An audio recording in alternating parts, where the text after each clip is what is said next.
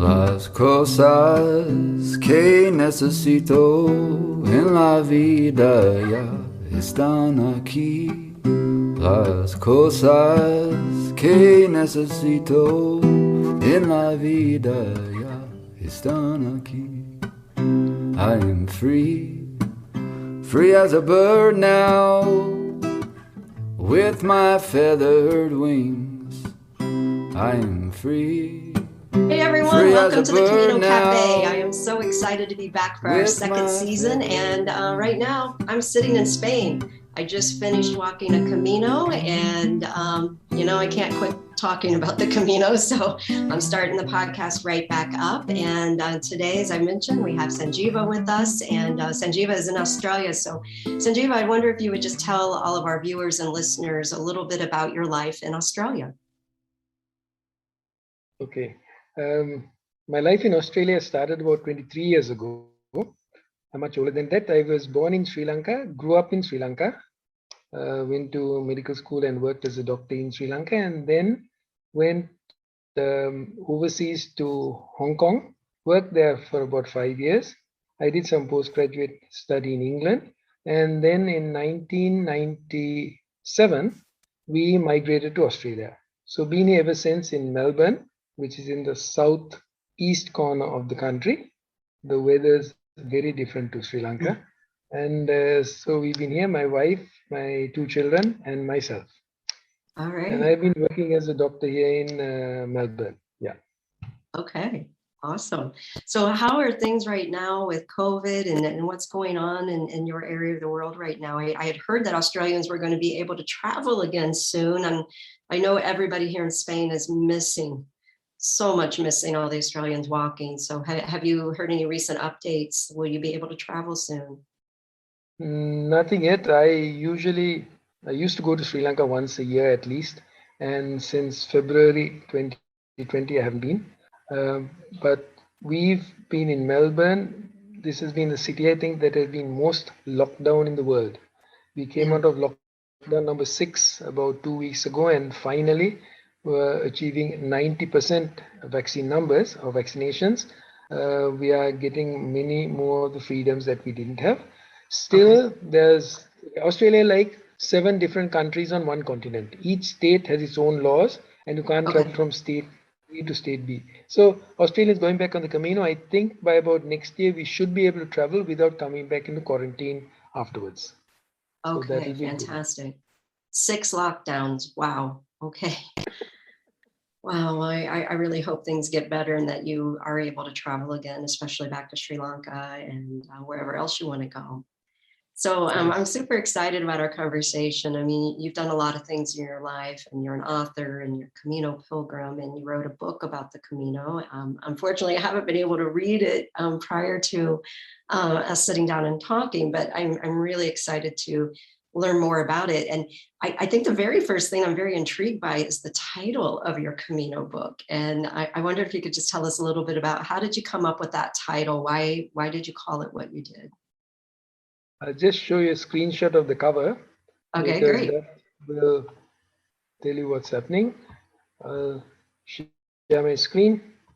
That's the cover, right? And we call it Strangers on the Camino because I walked the Camino with my son. And that's why it's called a Father, Son, and a Holy Trail.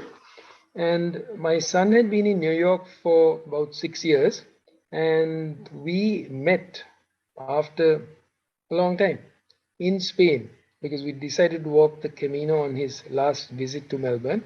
And so when we started walking, it was like 2 strangers. We'd been away. This is the little boy I'd carried on my shoulders when he was little. And so children grow up and then they grow into their own adult. And so they have their own ideas. And so we were walking like 2 separate individuals, maybe strangers after 6 years. Also, having grown up in Sri Lanka, which is a very multicultural, multi-religious place, you have Catholics and Buddhists and Muslims and Hindus. So I knew something about the Catholic religion, but didn't know all about the myths and the stories behind the Catholic saints. So we were strangers to the Catholic religion. And also we were strangers in Spain. Yes. I practiced and studied a bit of Spanish before I went. According to my daughter, who speaks fluent Spanish, my Spanish was terrible, but we managed to get by. So we strangers to Spain, strangers to the Catholic religion, and strangers to each other. The other thing was at the monastery. I forget the place where it's the big Samos, the big monastery in Samos. We saw this picture, and as you'll know, most of the paintings of cherubs and angels, they're all white. There are no angelitos negros. And so when we saw this, suddenly my son nudged me and said, "Hey, Tati, did you see that?" I said, "What? Did you see that picture?" I said, "Yeah." And he winks at me and says, "Do you think there's room in heaven for people like you and me?" And we both burst out laughing. And I thought that would be a great picture, because on the Camino, we were among the very few, shall we say, non-Caucasian people who walk in the Camino. There's nobody else from Sri Lanka, very few from India, that Indian subcontinent. There are a lot of people from East Asia. So again, this depicted the strangers on the Camino, right? That's it. Wow. Okay. Informal. So let me go and put the light on. Okay. Because it's nighttime where you are right now. Exactly. That looks better. Morning time for me. Yeah, perfect. All right. So many questions. I want to follow up on that. Thank you for that detail. Can you tell me, how old was your son approximately, and how old were you when you two walked? This is going to be a confession. I don't like telling people my age, but I was 62 when we walked.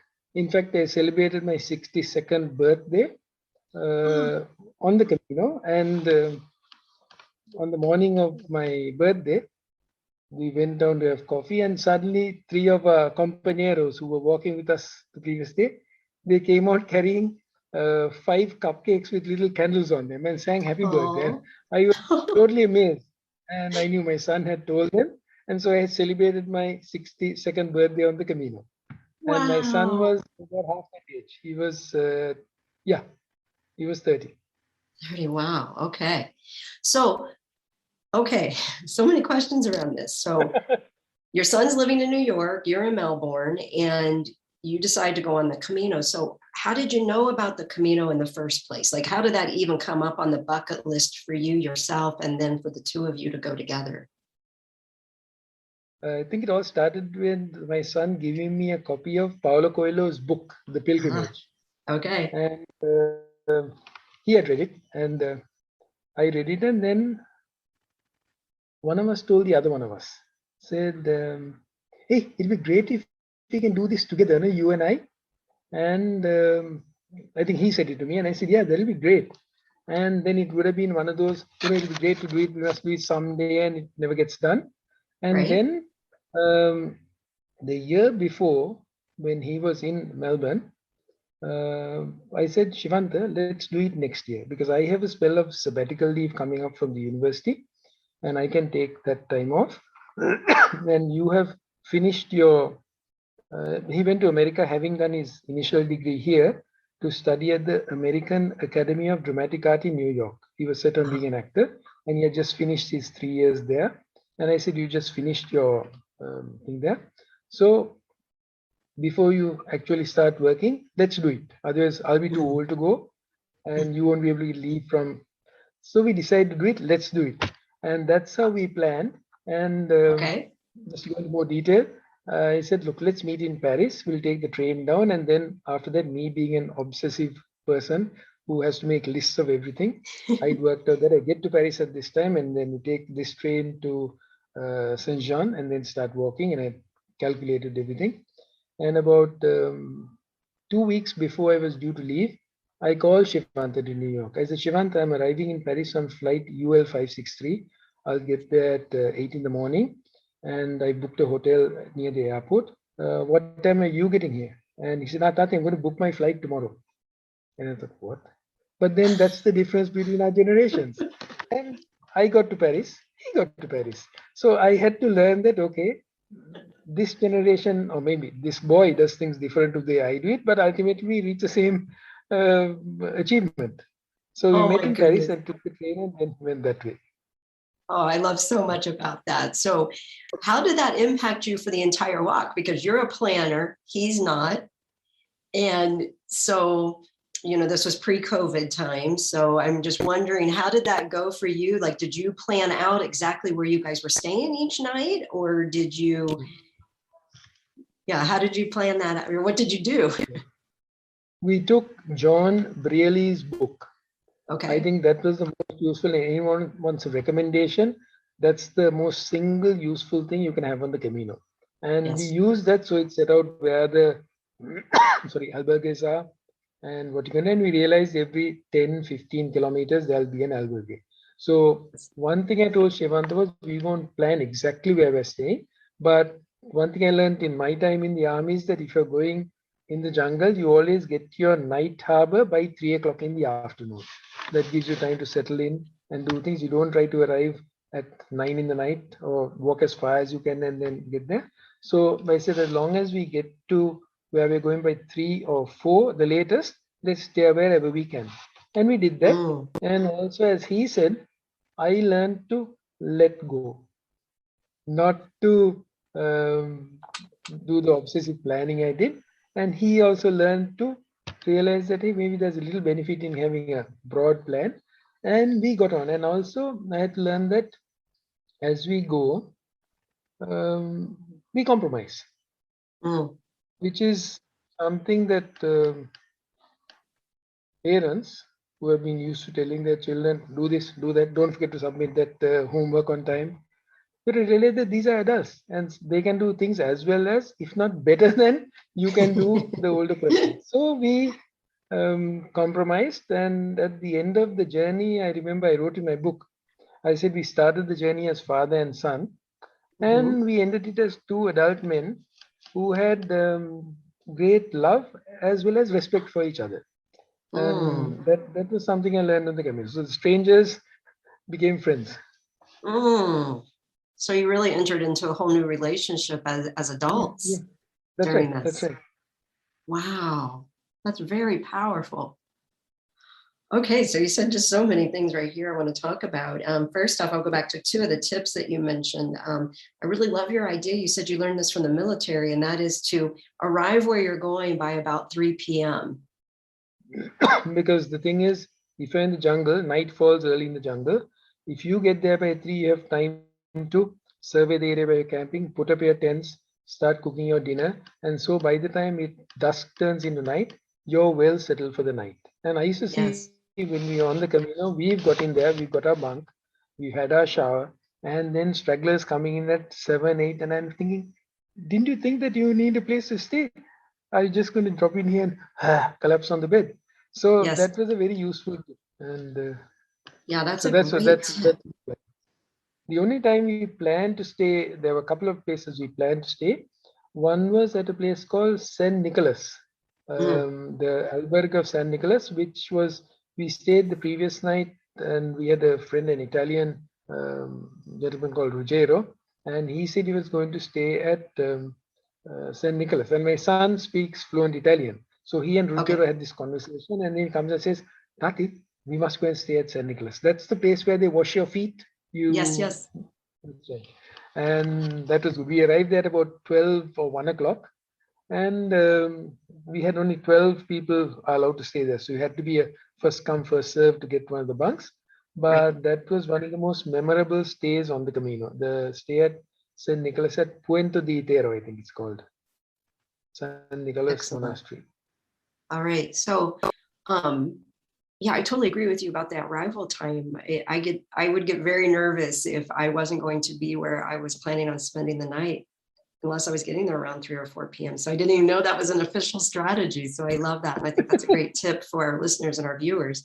The other thing you mentioned was John's book, which I agree with you. Having that guide with you is so helpful. I tried to avoid taking it this time. And because I thought, well, you're trying to get your backpack down to the lowest weight you can.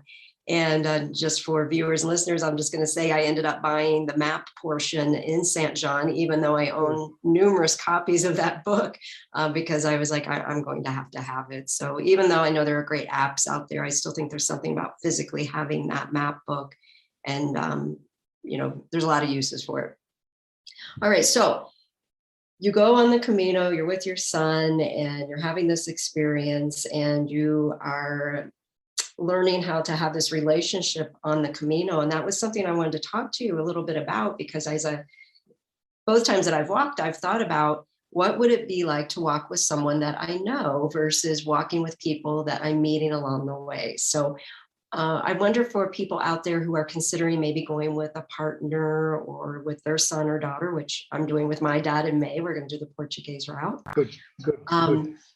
What kind of tips would you have for us to be more effective at a compromise and getting along during this really long journey? I mean, you guys walked over 500 miles together. That's a big trip to take with one person. So what kind of tips would you offer to all of us out there on how to have the most success as possible? First, I think you don't try to micromanage the journey. You go as it flows, you take things as they come. 2, remember that if you're walking with an adult child, it's 2 adults walking. There's no hierarchical situation there.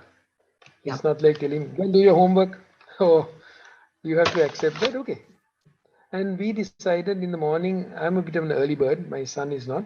So I said, look, we'll go when you're ready. One place we got up early, we were having our coffee in the morning and there was this girl who we met 5:30 or 6 o'clock it was, and she was setting off, and Shivantha said, hey, why are you leaving so early? She said, no, I have to walk 40 kilometers today. Wow. I said, okay, that's her Camino. And so we bid goodbye, and then we went back to rest and sleep, and after everybody else took off, we took off at about 8. And most mornings we left round about 7:30, 8. We were usually the last to leave. But I decided, instead of me leaving early and rushing, I'll leave at the time he wants, because ultimately you get to the destination that is intended for you. That's 1. 2, I think compromise is the most important thing. And you accept what the other says. I used to ask him for advice. What do you think we should do here? That may be something new for the old man to ask the young man, what should you do? But that's how you do it. We met, it was interesting. We met a couple from Australia. Here, we are sitting at this, did you stay in Orison? Yes. Orison? Yeah. Okay. We stayed in Orison the first night, and the girl was doing cooking. At the end of dinner, she said, now you have to all introduce yourselves to each other.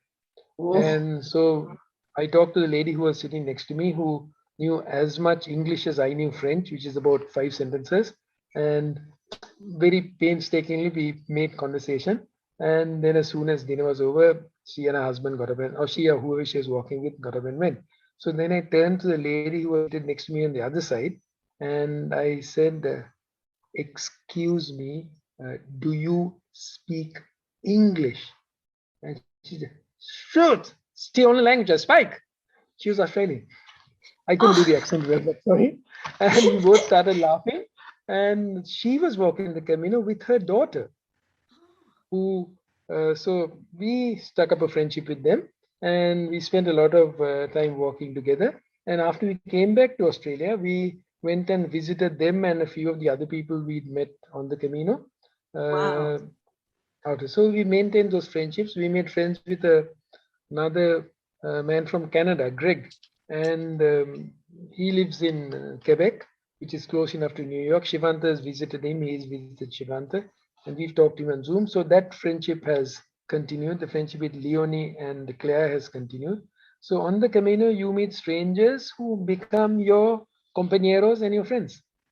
Yeah, I totally agree. I interviewed, I think it was Mark David Walsh, who's also Australian. Yeah. And he mentioned, you start off walking alone but you end up walking with 500 people. Like you're not actually ever alone. And I kept thinking about this during my last Camino, how true that is. What do you think it is about the Camino that, we're taking this thing that's called a pilgrimage, which is typically done, individually, maybe traditionally. And yet I found that myself and everybody I was walking with, we were really also though working on being very connected with the pilgrims that we were meeting. So what is it that you think about the Camino or pilgrimage in general calls us to start making these friends as we're walking? Why does that phenomena happen? I think one is you're meeting like-minded people, and also you're in a kind of communion with nature. I was walking with one pilgrim. Shivantha was going on ahead with somebody else. I was walking more slowly, and we got chatting. And he just told me, I'm a very devout atheist. Yeah. So I thought, okay, what's this conversation leading to? And he said, but you don't have to believe in a creator or even have a personal relationship with the creator to appreciate the fruits of creation. I thought that was very profound. You don't have to be subscribed to a particular narrow religion. You're just admiring creation. You're one with nature. You're with what someone might call is a universe, and you're walking with other people who have the same idea. So that like-mindedness helps you to make friends. And the other thing is you're meeting people who usually you've never met before and you'll probably never meet again. So when you talk, you can talk freely without being afraid of compromising yourself by saying something that is awkward. You can be frank, not rudely frank, but politely frank, and share ideas. I mean, there were some people we talked to who tell us things about their personal lives that they probably never told their neighbors.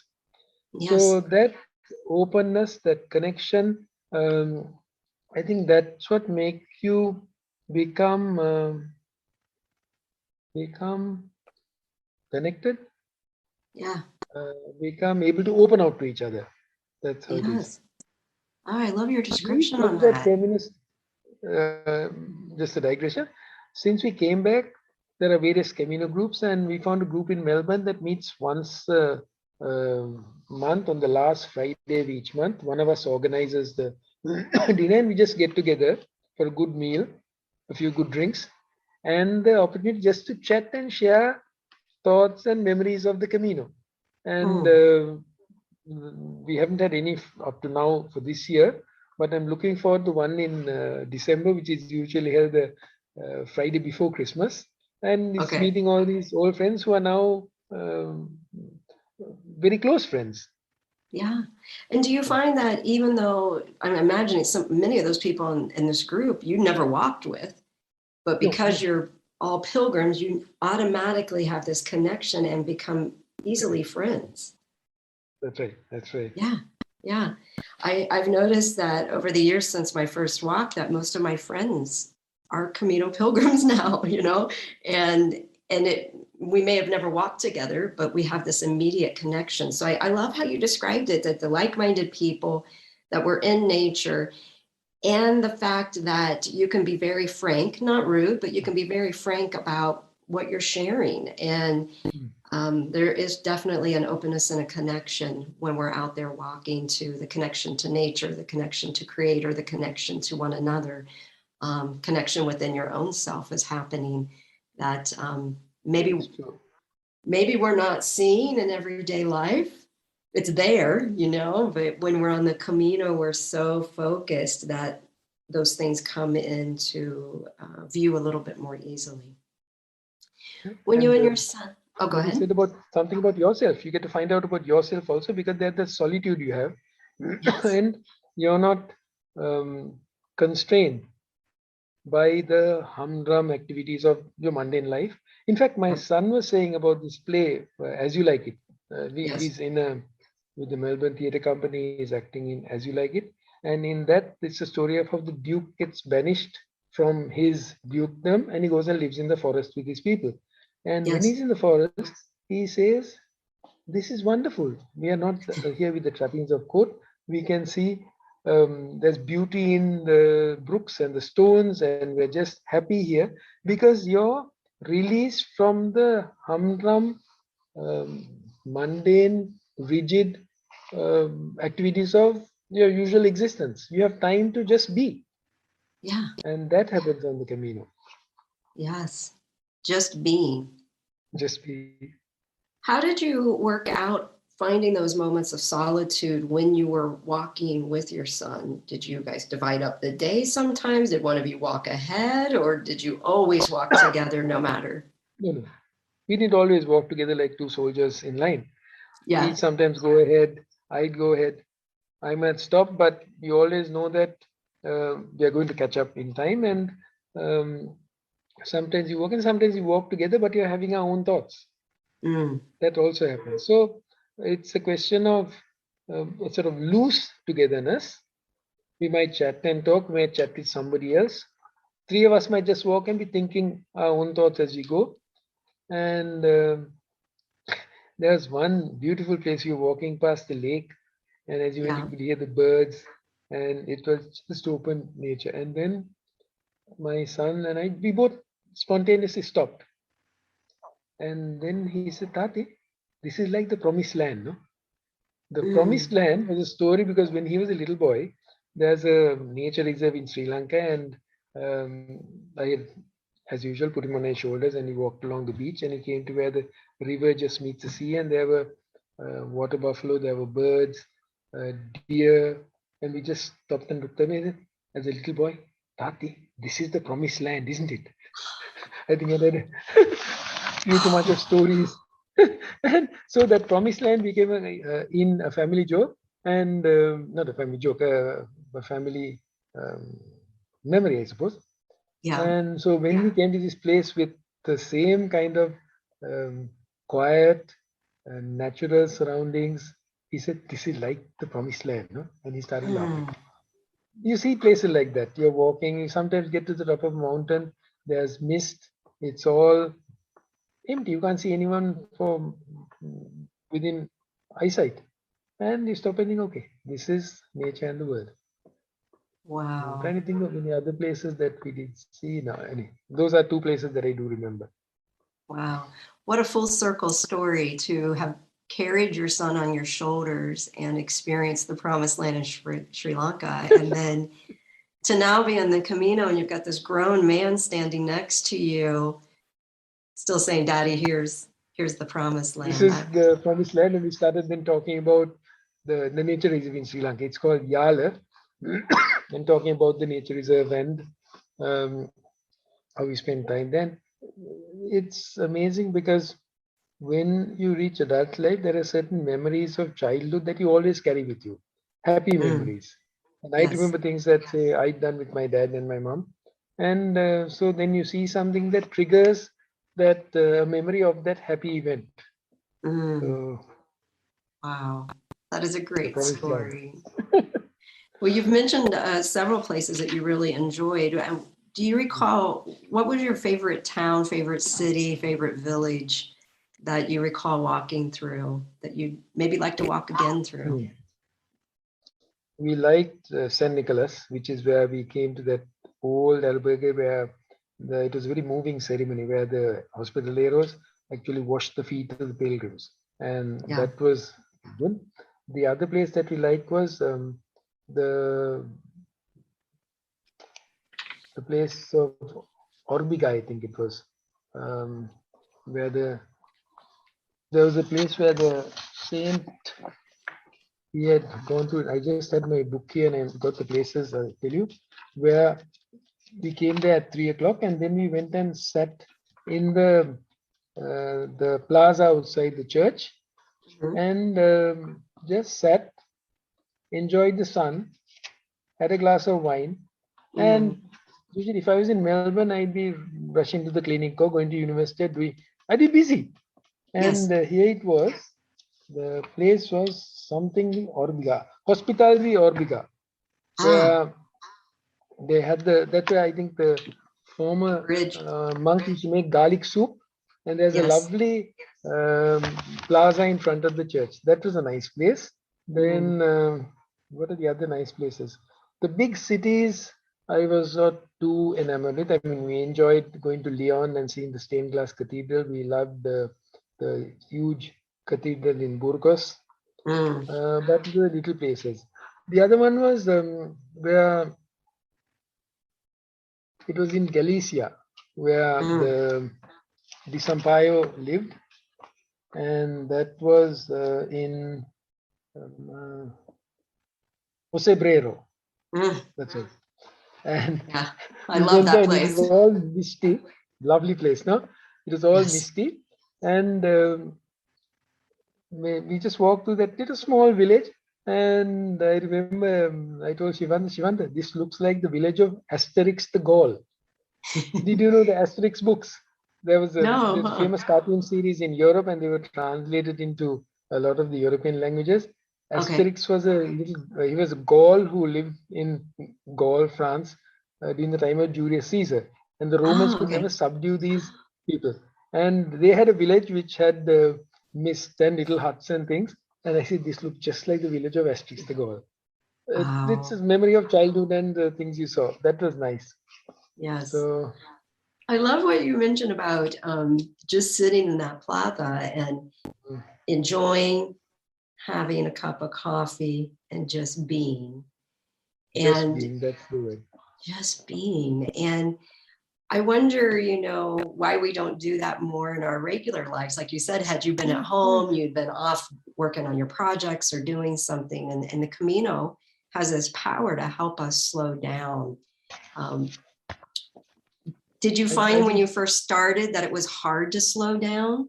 Like, did it take a while to get to that point? Because that's kind of far into the walk. Or did you find that right away you were able to just kind of slow down and get into the Camino pace? As we went, because we were not trying to get to X by a certain time or by a certain, we just walked and took it as it was. The only places that we actually booked and stayed were in Orison, because I thought new place, better have some place to stay, so we booked. And we also decided we're not going to walk all the way to Roncesvalles. We'll go slowly to Orison, rest there, and again you get to Orison and there's a deck outside Orison. You can go there. And I said, Shivantha, after this long walk up the hill, I think we deserve to have a bottle of wine. So we ordered a bottle of wine, and there's someone else who was with us. Fortunately, that other person also there, so we didn't drink the whole bottle between ourselves. And we just sat there on the deck, looked out over the hills and the mountains in front of us, and just savored the scene. Then the next day we walked to Roncesvalles, and like that we took it easy. The albergue at Ponte Itero at St. Nicholas, we booked a stay there. And another place we did, we didn't book, but that was when Shivantha's ankle was giving him trouble. And so we took a taxi from Ventosa to Nahera. That's right. And we got there early, and I said, you go and rest in the room. I strapped up his ankle, and I went for a walk in the town of Nahera just to see the museum there. It was also nice on the Camino because in addition to staying at places, suddenly you discover, hey, there's a museum of Atapuerca. There's another museum in Burgos. So we stopped and went and visited those. And a couple of days, Ponferrada was another place. Stayed. Then he found there's a castle. So we went and visited the castle. We took a day off just to see these places. And nice. It was the ability to suddenly stop and say, hey, we stay here an extra day. We'll go and we'll see the museum, or we'll walk to, there's another place where it was off the main Camino where there were some beautiful frescoes. And we decided, right, we'll stay here an extra day, go and walk to that place and come back. So you didn't have a rigid schedule or a timetable to work to. And there's one lady when we stayed at Ventosa, the Hospitalero, and I told her, we need to get to Santiago by the 3rd of June because we'd arranged to get to Santiago, spend a few days there, and then take the bus and go to Lisbon, where my wife was coming to join us. Oh, okay. And so I said, I'd like to get there by the 3rd because I don't want to then get delayed, going to meet my wife. She said, don't worry, on the Camino, you will take the time that you have set yourself to do it. And I thought, okay, that doesn't sound logical to a obsessive, logic-minded person like me, but let's give it a go. And we arrived on the 3rd of June, as she said. Having taken a couple of off days in Ponferrada, in Burgos, all these places. So it works. It always works out. The Camino magic, right? Somehow it all works. Yeah, I love your description of walking with your son with loose togetherness. And the things that you're mentioning, I think are just so beautiful about the places that you enjoyed seeing and the memories that it brought back. I'm curious, with your son, with you being the planner and him not being necessarily a big planner, when you showed up in Paris or Saint-Jean and you have your backpacks, did you overpack and he underpack? You know, were the backpacks completely different, or? Yes. He overpacked and I overpacked to a lesser degree. Okay. I'd taken a few things. I had a pair of shoes, a rather scruffy pair of shoes that I used to travel in. And then when we left Saint Jean, I said I'll have to wear. I had a nice pair of boots to walk with, so I put on my boots and I said, look, I can't put the shoes in my backpack, so I'll hang them on the side of my backpack. And I hung it on the side of my backpack, and my son took one look and said, Tati, look at tramp. Just leave the shoes. Now, I was trained never to throw anything away. That's Okay. our generation. But for the first time, I thought, okay, I'll have to either leave these shoes or carry them looking like some tramp or hobo. And I left Yes. the shoes in a bin outside St. John Dairy Port. So that was what I Wow. got rid of. And he had brought a book to read on the Camino. He had brought his laptop. The laptop was for him to communicate with his girlfriend. Oh Sorry, no, my. that's not true. He said the laptop, I brought this along, Tati, because I can then communicate with mom, no? She'd be worried about us. Yes. And it's not mom, no? It's to communicate with the girlfriend. And he laughed, but he realized that the laptop was also a little too heavy. And in those days, the phones were not as good as they are in 2021. Yes. So anyway, he had a phone. Um, I did not have a phone. I didn't believe in mobile phones at that time. I've since been convinced Okay. that they are essential. But so he used Okay. to use his phone from time to time, but he couldn't communicate with mom on the phone. Yes. But again, we borrowed, but he had the laptop because he couldn't send that back. But in Estella, that's where most pilgrims get rid of the excess baggage. We Yes. went, and then he said it's going to cost me some 25 euros to send this. I said, Shivantha, but then imagine you're saving 25 euros of having to consult a doctor for your back. So Good send it point. and be well spent for preventive health. So he sent it back, and yeah, like me leaving my shoes, he got rid of the book that he brought. I don't know what the book was, but it's a book to read on the Camino while you're spending the nights there. And Yes. yeah, we managed. Wow. He I brought love the. along, sorry, Lee. Oh, go ahead. Go ahead. He brought along a coat which was not that warm, and we were walking with Greg from Canada, and we became good friends. Greg, Shivantha, and myself. And then Greg was leaving in uh, Larasona, I think it was. Yeah, the place where the path diverges, the other Camino joins up. And Greg was going home because he only had 2 weeks to walk. So he Okay. said, Shivantha, your coat won't be warm enough. You take my coat. And Shivantha said, how can I take your coat? He said, no, you take it, you wear it, and then when you get back to New York, you send it back to me. And we had not met Greg before the Camino, but that was kind of relationship and trust we had. And I have a photograph in my book of Greg handing his coat to Shivantha. And here, let's see if I can. That's it. That's Greg Oh, that's great. giving his beautiful red Gore-Tex coat to Shivantha, and he took Shivantha's rather disreputable looking coat back to him to Canada. And Wow. when Shivantha got back, he went to visit Greg in Quebec and gave him back his coat. And I think his own distributor-looking coat was discarded. And he got himself a new coat. What a great story of Camino providing, of that pilgrim friendship that formed, the bond so strong that Greg would turn to your son and say, here, take my coat. I don't need it. And trust that, you know, he'd get it back. And that's just a wonderful story. And I love the story of your 2 backpacks, about your shoes being tied to the outside of the pack. And it's interesting, the things that we think that we're going to need. And then really, I think it takes courage to get rid of those things. And but I love what you said about the money that you're spending to mail that stuff back or to get rid of it is really going to save you in the end. It's going to save your body, possibly a doctor appointment, maybe injury, whatever. So I think that's a very powerful tip. What would you Money say? spent on preventive health. Yeah. Sorry? What's that? No, I said it is money spent on preventive health. Yes. Yeah. Preventive health. One more story I can tell you when you have time, another story about carrying packs, but you're going to ask me something? Oh, go ahead. Tell your story. So we were carrying my pack, which was 10% of my body weight, and Shivantha had his heavy pack with the laptop tucked somewhere inside it.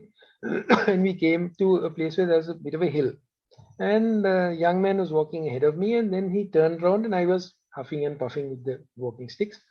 And he said, Tati, your pack, Tati means father in our language. He said, Tati, you're finding difficult, I'll carry your pack. And then straight away my ego was pricked and I said, don't be silly, Shivantha, I can carry it back, don't worry. So anyway, I continued walking. And then about 10 minutes later, now he's walking ahead of me. He again stopped and waited for me to catch up, and I was huffing a bit more. And he said, Tati, I'll take your pack, it's no problem. So by this time, my refusal was a little less. I said, no, Shivantha, you can't carry 2 packs. I'll manage with this, don't worry. He looked at me and he went on. So then going further, and I was still not up to the top of the hill. And he waited, and now I was coming very slowly and just looked at me and said, Tati, give me your pack. And he took the pack and he put this pack on in front of him, and he had his pack behind, and now he's walking with 2 packs. Young fellow, he's 30, so he could do it. And I was happily walking along with my staff with no pack. And then we caught up with a German pilgrim. He must have weighed 130 kilos, which is a big weight in pounds. Okay. And he looked at me rather enviously and said, oh, you have a very good friend. I said, he's not my friend, he's my son. Which is meaning it's quite normal for the son to carry the old man's pack. And then he looked at me and said, you have a very good friend for your son. And I thought, okay, that sums it up. No, that's he said a mouthful there. That I had a son who was treating me like a friend and was carrying my pack for me when I couldn't do it. So that's another moment of the Camino I remember. You have a very good friend for your son. Very good friend for your son. And isn't that what we want with our kids, right? Is to have that relationship as our son or daughter, but then also to have that friendship. And right there, you got to see it come to life. Beautiful, beautiful memory. We're running out of time, so there were a couple of things I wanted to make sure that we talk about. One, I would say, looking back at your walk, what would you say was your greatest challenge that you wish you would have known more about to maybe have not had to experience such a big challenge? Did you run across anything like that? Nothing that springs to mind, because we went with an open mind. It's the first time we're going to, my wife and I had been to Spain before, but that was as tourists. So it was prepared for the unexpected. And before I went, I looked up a lot of web pages and things about the Camino. There was something that I saw which had a lot of pictures and explained about Horizon and going on from there. So we knew something, but it was be prepared for the unexpected. So we were not taken unawares by the unexpected. We tried to pack for I try to pack for 10% of my body weight, and you realize you can manage it very little. You wash your clothes every evening. I learned to shower with my clothes on, and then Yeah. after the shower, bring them out, put some soap, and then they were ready by the next day. So that was good. So I didn't have to take 5 sets of clothes. I took only one set of boots. I got a pair of Australian Army boots, which are very good, and a pair of what in Australia are called thongs. Thongs are the Australian word for flip-flop slippers. Oh, yeah. Yeah. And I had one of those. I think Crocs are what American people use. No, Yes. they call it Crocs. Yeah, these Yes, are Crocs Crocs. without the. Yeah, these are even simpler form of Crocs. Wait a bit.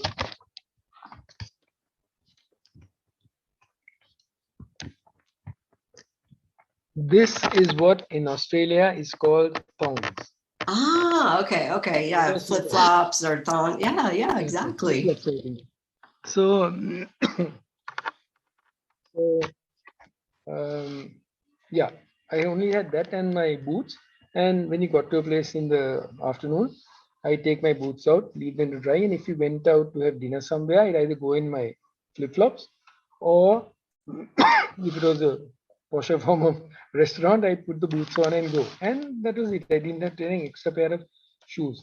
Clothes also, there were like 3 shirts, I think. And Yeah. that's it. And you Yeah. kept washing them and recycling them, so you didn't take extra clothes. Whereas there were Yes. some people who carried huge backpacks.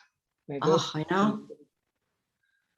We would be at a cafe, and I would go to pick up someone's backpack just to see how heavy it was, and I could barely lift some of them. I had no idea how they were carrying so much. But I think this all goes back to earlier in the conversation when you talked about arriving by 3 p.m. I think getting to the next town is really important so that you can wash your laundry, and that helps you pack less, right? Because you can exactly. take care of all of your stuff and get ready for the next day because you have plenty of time. So I wanted to talk, you had mentioned that you have a friend that takes veterans on Camino, and that you have a friend right now in Australia who's waiting to get to go on Camino. So I wonder if maybe you could just chat a few moments Sure. about that. Yeah, there are 2 people who are doing this. One is Father Steve Rindle, who's in Texas. Yes. He's a ex-army paratrooper who subsequently trained as a priest, went back to the army as an army chaplain, and now is a civilian chaplain. And the other one is a man called Brad Gennaro, who was a senior Navy petty officer. And I read Brad's book, and it resonated with me because I've served in the military as a doctor, and I've seen Right. kids who are sent to war come back broken, and they're Yeah. dealing with PTSD and all sorts of mental issues. And so I read Brad's book, and he said he hit rock bottom, and then he walked the Camino, and on the Camino he experiences healing. And once he finished, he decided to set up an organization to help veterans who would like to learn how to deal with their PTSD better, to experience some form of healing on the Camino. And that reason, I thought this makes a lot of sense. Yes. So Brad advertises, as does Steve, for people to apply, and he takes not just American veterans, but from all over the world. And last time, I think Brad took someone from Poland and former Yugoslavia. And he, because we've been in touch again as the Camino, I wrote to him, he wrote back to me, we exchanged books, Brad and I. His book is called A Soldier to Santiago. So he said, Sanjiva, do you have any Australian veterans who would like to come? And there is a friend of mine. He's an Australian veteran. He's a bit older than the Afghanistan, Iraq veterans who actually fought in Vietnam.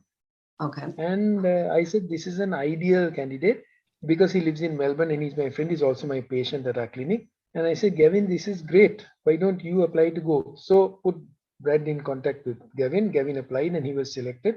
And he was due to go in March last year. Okay.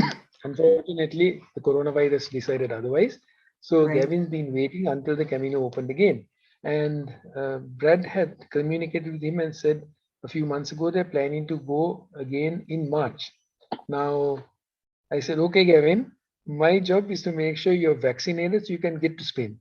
So Nice. I told you about him because today I work today at the clinic, and Gavin came to get his COVID vaccination. So all being Today? well, today of all days. Today of all days. Today of all Wow. days, Gavin came, and he's due for his next one in December. And Okay. I said I try to get you a third vaccine before the 1st of March, so you can go totally protected to Spain. And Fantastic.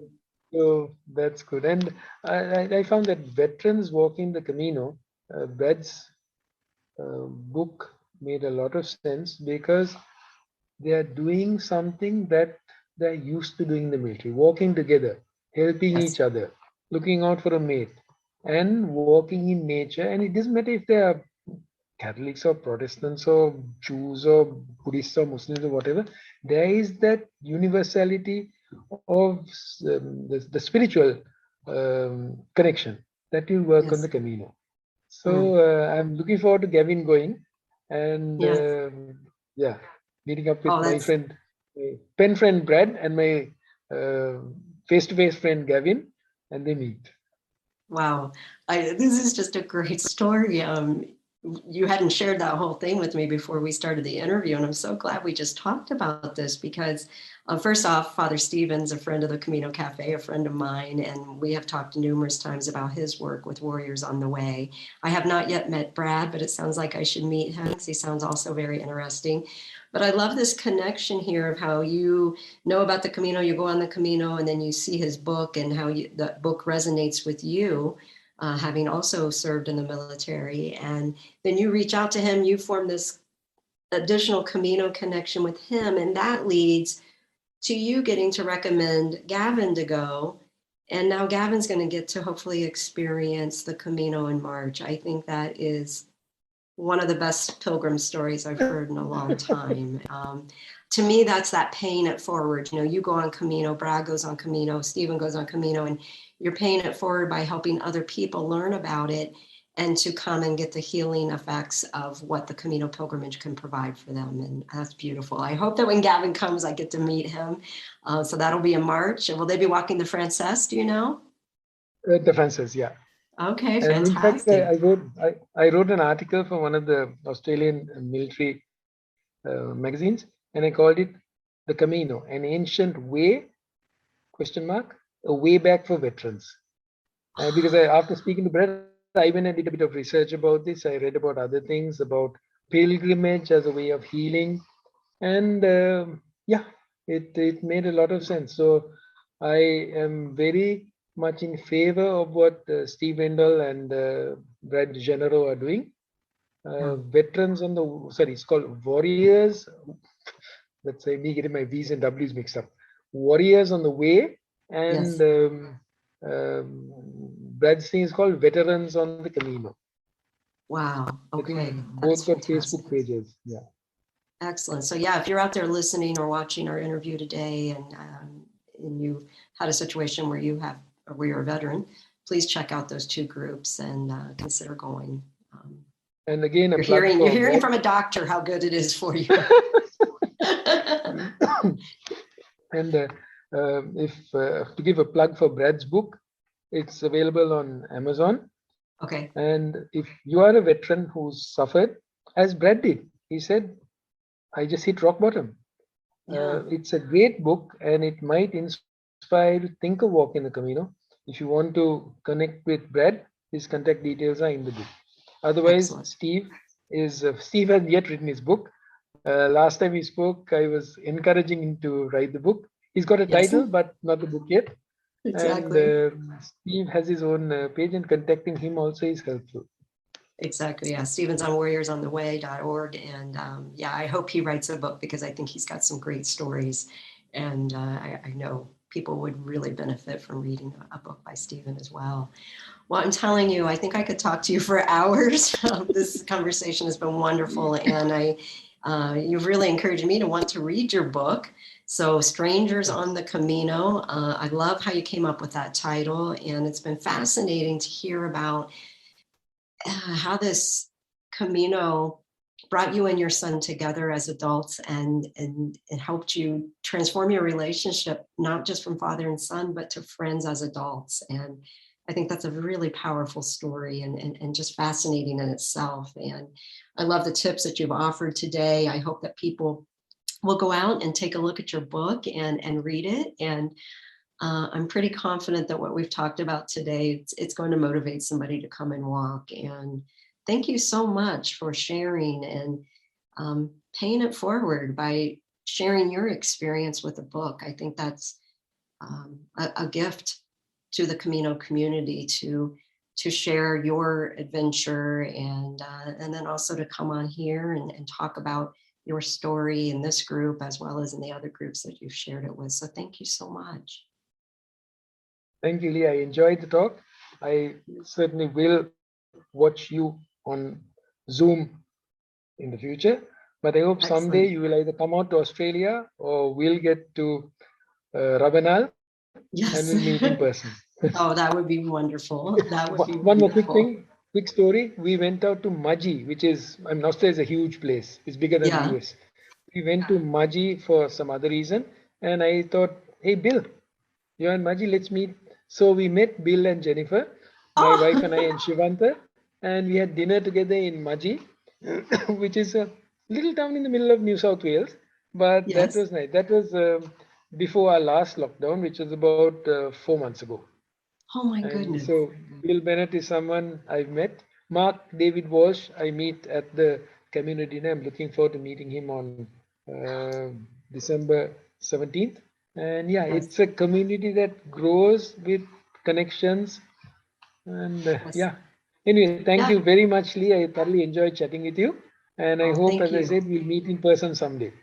Oh, me too. The pleasure has been mine, and I really look forward to it. I'm going to stop our recording and just ask everybody that is watching or listening, if you are listening on Apple Podcasts, please give us a 5-star review if you've enjoyed it and maybe a nice comment. And if you're watching on YouTube, give us a thumbs up if you've enjoyed the conversation today. And be back to our next episode. I have a lot of great interviews lined up, and I think this was just a fantastic conversation to show you what's to come in the next couple of months. So anyway, Sanjiva, if you'll just stay on, I'm going to close out our interview today. Thank you to everyone for listening and watching. It just makes my day to be able to have these pilgrim conversations and to feel like we're all on the Camino together. And I hope to see you here in person someday, everyone. En la vida ya están aquí. I am free, free as a bird now, with my feathered wings. I am free, free as a bird now, with my feathered